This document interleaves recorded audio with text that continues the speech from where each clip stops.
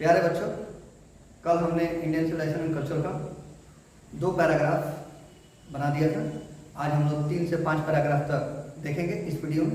तो आइए चलते हैं तीसरे पैराग्राफ पर। Civilization is that mode of conduct which points out to the man the path of duty. Gandhi ji इस स्लाइड पे कहना चाहते हैं कि जो सभ्यता होती है, वास्तव में जो सभ्यता का डिफिनीशन है, यहाँ पे गांधी जी एक तरह से सभ्यता का डिफिनीशन देने की कोशिश कर रहे हैं कि वास्तव में जो सभ्यता होती है वह एक हमारे आचरण का तरीका होता है। सभ्यता हमारे आचरण में डेवलपमेंट लाती है। वो आचरण का एक ऐसा तरीका होता है, अकॉर्डिंग टू गांधी, सभ्यता क्या है? हमारी आचरण का तरीका है जो क्या करती है, विच पॉइंट्स आउट, जो हमें ले जाती है टू द मैन, एक आदमी को ले जाती है द पाथ ऑफ ड्यूटी, कर्तव्य के रास्ते पर ले जाती है।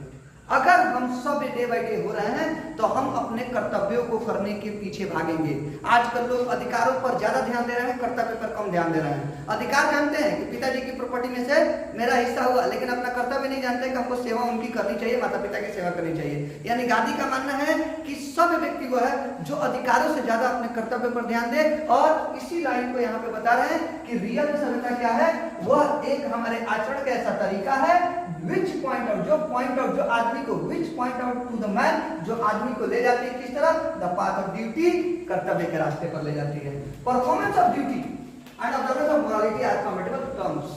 गांधी जी स्लाइड में कहना चाहते हैं कि अगर आप देखना चाहते हैं कि हम अपने कर्तव्य में कितना ज्यादा अच्छे हो गए हैं, कितने अच्छे तरीके से अपने कर्तव्य को निभा पा रहे हैं, अगर उसकी परफॉर्मेंस देखना है, अपना प्रदर्शन देखना है कि हम अपने कर्तव्य में कितने अच्छे हो गए हैं, तो गांधी जी कह रहे हैं कि कर्तव्य में आपका कितना परफॉर्मेंस हुआ है वो इस बात पर निर्भर करता है कि आपकी नैतिकता, ऑब्जर्वेंस का पालन करना, आप नैतिकता का कितना पालन करते हैं। गांधी जी कहना है कि जो आदमी नैतिकता का जितना ज्यादा पालन करता है वो उसके कर्तव्य का परफॉर्मेंस, प्रदर्शन उतना ही अच्छा होता है। यानी नैतिकता का पालन करना डायरेक्टली कनेक्टेड है किससे, आपके कर्तव्य के प्रदर्शन से काफी ज्यादा जुड़ा हुआ है। आप इधर सोचिए, अगर कोई आदमी बहुत नैतिक होगा तो वो ईमानदारी से 10 बजे ऑफिस पहुंच जाएगा और ईमानदारी से वहां काम करेगा, घूस नहीं लेगा, ईमानदारी से काम करेगा, तो उसके जो ड्यूटी है उसकी परफॉर्मेंस कितनी सुधर जाएगी, सिर्फ किसकी वजह से कि कोई नैतिकता का पालन कर रहा है। इसलिए गांधी जी कह रहे हैं, और जो आदमी कर्तव्य में अच्छा परफॉर्मेंस कर रहा है, यानी वो अच्छे से अपने कर्तव्यों को निर्वहन कर रहा है, इसका मतलब वो मोरालिटी को अच्छे से पालन कर रहा है। यानी जो कर्तव्य को अच्छे से पालन करता है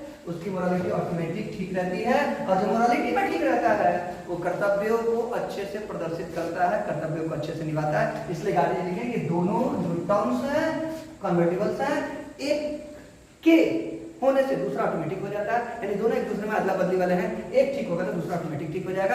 अगर आप अपने कर्तव्य को अच्छे से निभा रहे हैं तो आप में मोरालिटी आते चला जाएगा, नैतिकता आती चल जाएगी, और अपने नैतिकता का पालन करने का गुण आ गया तो आप अपने ड्यूटी का प्रदर्शन यानी अपने कर्तव्य का निर्वहन अच्छे से करेंगे। To observe morality is to attain mastery over our minds.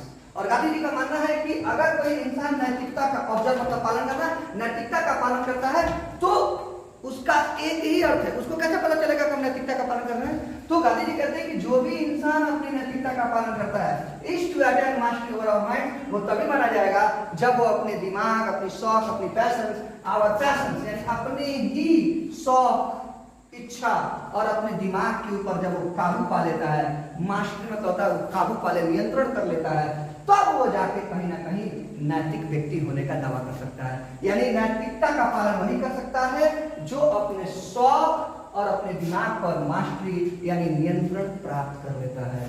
So doing we know ourselves, और जब हम ऐसा कर देते हैं यानी हम अपने दिमाग और शौक पर नियंत्रण लगा लेते हैं, तब जाके गांधी जी कहते हैं सो डूइंग, ऐसा करने के बाद वी नो आवरसेल्फ, हम अपने आप को जानने में सक्षम होते हैं। हम अपने आप को जानने में क्या होते हैं, सक्षम। कैसे? आप इसको थोड़ा समझिए। देखिए, जब तक आप अपने शौक के पीछे भागेंगे, अपने दिमाग के द्वारा कही गई बातों का पालन करेंगे और इस दुनिया में लिप्त रहेंगे, तब तक आप खुद के अंदर क्या चल रहा है उसको नहीं जान पाएंगे। आप सिर्फ बाहर की दुनिया में ही रहेंगे। आजकल लोग क्या है, अपने शौक के पीछे भाग रहे हैं, आजकल लोग अपने दिमाग वगैरह उसके पीछे भाग रहे हैं। इससे क्या हो रहा है, वो दुनिया की चीजों में ही रह जा रहे हैं जिंदगी भर, और कभी अपने आप को जान ही नहीं पा रहे हैं कि वो क्या है, वो वास्तव में उनका जन्म किस लिए हुआ, वो अपने आप को कभी जान ही नहीं पाते हैं। जो लोग अपने शौक और अपने दिमाग पर नियंत्रण पा लेते हैं वही अपने आप को जानते हैं, उन्हीं को आत्मज्ञान होता है। ऐसा सिर्फ साधु संतों को होता है। इसलिए साधु संतों की शौक बहुत कम होती है, उनको अपने दिमाग पर नियंत्रण होता है। साधु बनना इतना इजी नहीं है, संत बनना इतना इजी नहीं है, समझे कि नहीं?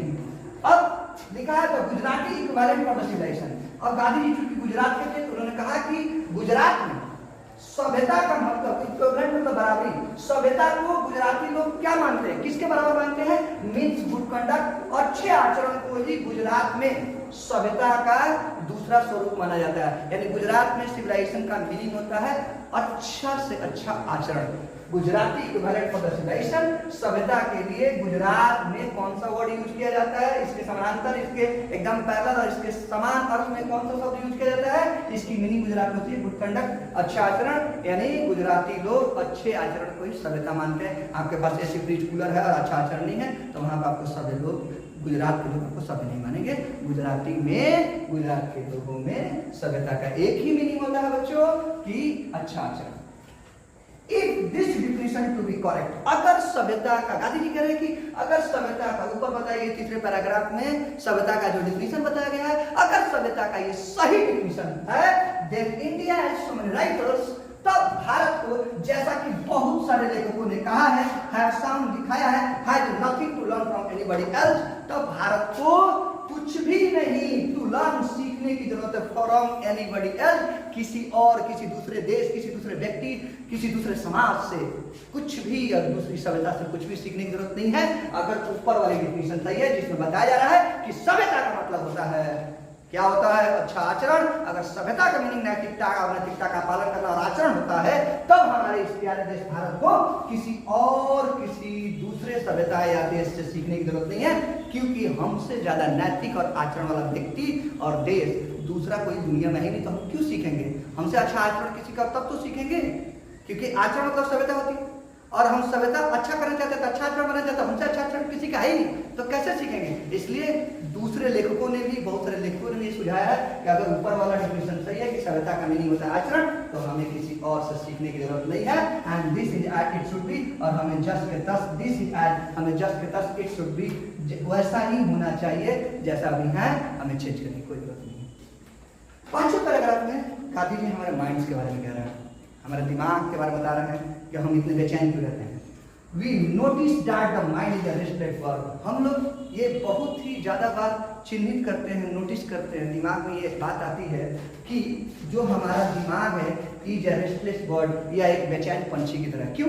क्योंकि दिमाग हमेशा कुछ ना कुछ सोचते रहता है और आदमी को एक चीज मिलने के बाद दूसरी चीज में फंसा देता है, और इस तरह से आदमी कभी संतुष्ट नहीं रह पाता अपनी जिंदगी में। जब तक संतुष्टि नहीं आएगी तब तक खुशी नहीं आएगी, और आदमी खुश इसलिए नहीं है क्योंकि वह एक चीज पाने के बाद दूसरी चीज के पीछे उसको दिमाग ले जाकर पटक दे रहा है, दिमाग उसको ले जाकर दूसरी चीज, अगर आपने बाइक खरीदी तो आपको कार के पीछे पटक दे रहा है। इस तरह से दिमाग आपको एक बेचैन पंछी की तरह बना दे रहा है। गांधी जी कह रहे हैं कि हम लोग नोटिस करते हैं द माइंड रेस्टेड बर्ड, कि दिमाग एक बेचैन पंछी की तरह है जो आपको एक चीज से दूसरी चीज पे ले जाता रहता है, जिससे आप हमेशा असंतुष्ट बने रहते हैं, और असंतुष्टि कभी खुशी नहीं ला सकती, खुशी लाती है संतुष्टि।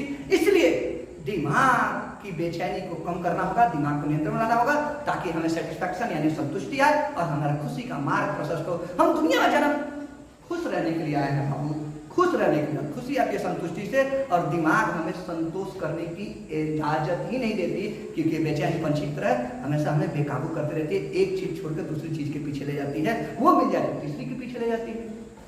आगे लिखा है the more its gets the more its wants. Gandhi ने लिखा है कि दिमाग को जितना ज्यादा उसकी बातों को मानोगे और जितना ज्यादा उसकी बातों को मानते हुए उसकी इच्छाओं को पूरा करोगे और जितना ज्यादा उसे दोगे, द मोर इट्स गेट, जितना ही ज्यादा दिमाग पाता है अपनी जो भी इच्छा करता है वो हमें उसे दे देते हैं, द मोर इट्स वांट्स, तो उसका वो संतुष्ट नहीं होता बल्कि उसकी इच्छा और बढ़ जाती है। द मोर इट्स वांट्स, वो उतना ही ज्यादा चाहने लगता है और चीजों को चाहने लगता है, उससे ऊंची चीजों को चाहने लगता है, एंड स्टिल remains unsatisfied, और इस तरह से दिमाग हमेशा असंतुष्ट अवस्था में बना रहता है और आदमी की खुशी को छीन लेता है। The more we indulge in our passions, indulge का मतलब होता है अपनी आनंद के लिए किसी चीज में शामिल होना। जितना ज्यादा हम अपने शौक को आनंद का जरिया बनाएंगे और उसके लिए किसी चीज में शामिल होंगे, लिखे द मोर वी इंडल्ज, जितना ज्यादा हम आनंद के लिए अपने शौक में और पैशन, जितना ज्यादा हम अपने शौक में अपनी आनंद की पूर्ति के लिए क्या होंगे, सम्मिलित होंगे। मोर मतलब ज्यादा, जितना सम्मिलित होंगे, the more unbridled they become, उतना ही ज्यादा बच्चों हमारा जो शौक होगा वो हमारे नियंत्रण से बाहर चला जाएगा। अब हमारा शौक भी हमारे हाथ में रहेगा। अनब्रिडल मतलब होता है नियंत्रण से बाहर हो जाना। चीजें जब निरंकुश हो जाती है, हमारे नियंत्रण से बाहर हो जाती है, उसे अनब्रिडल बोलते हैं इंग्लिश में। उतना उतना ही ज्यादा हमारा जो पैशन होगा वो बेकाबू हो जाएगा, वो हमारे हाथ से निकल जाएगा, वो हम चाह के भी उसे नियंत्रित नहीं कर सकते। इसलिए हमें अपने शौक में ज्यादा लिप्त नहीं होना चाहिए। They become our ancestor they को set limit to our indulgence. इसीलिए हमारे पूर्वजों ने एक सीमा तय कर दी थी, सेट कर दी थी, किसमें? इंडल्जेंस। इंडल्जेंस मतलब आनंद की प्राप्ति के लिए किसी चीज में जाना। उस चीज पर हमारे पूर्वजों ने एक सीमा रेखा लगा दी थी कि इससे ज्यादा आनंद प्राप्ति के लिए हम किसी चीज में लिप्त नहीं होंगे, ताकि हम संतुष्टि को धारण कर सके, खुश रहें। इसीलिए हमारे पूर्वजों ने कहा था कि नहीं, इंटेलिजेंस ज्यादा नहीं चाहिए, आनंद प्राप्ति के लिए आप ज्यादा चीजों के पीछे मत भागिए, नहीं तो आप बेचैन रहिएगा। इसलिए पूर्वजों ने क्या किया था? सीमा रेखा लगा दी थी। And they saw that happiness was largely a mental condition. और हमारे जो पूर्वज थे वो देखते थे, उनका मानना था कि जो खुशी है वो एक तरह की चीजों पर निर्भर नहीं करती, वो आपकी मेंटल कंडीशन है।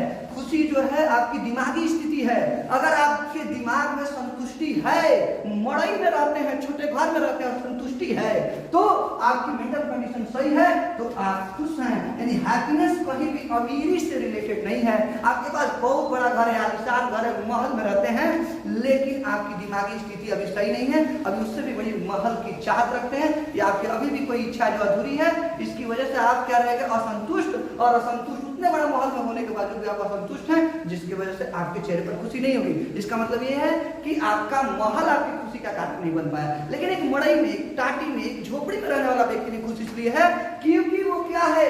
उसकी दिमाग उस झोपड़ी में ही संतुष्ट है, वो दिमाग को संतुष्ट कर लिया है, और दिमाग उसका ठीक है, और संतोष होने की वजह से वो खुशी को फील कर पा रहा है, और उसके चेहरे पे खुशी मिलती है। इसलिए गरीब ज्यादा खुश रहते हैं, अमीर कम। इसलिए हमारे पूर्वजों ने कहा था कि रियल खुशी तो क्या है? हमारी दिमागी स्थिति है। अगर हमारा दिमाग ठीक रहेगा, हमने दिमाग में संतोष धारण कर लिया, तो हम हमेशा खुश रहेंगे। इसलिए खुशी का पैसे से कोई लेना देना नहीं है। Thank you.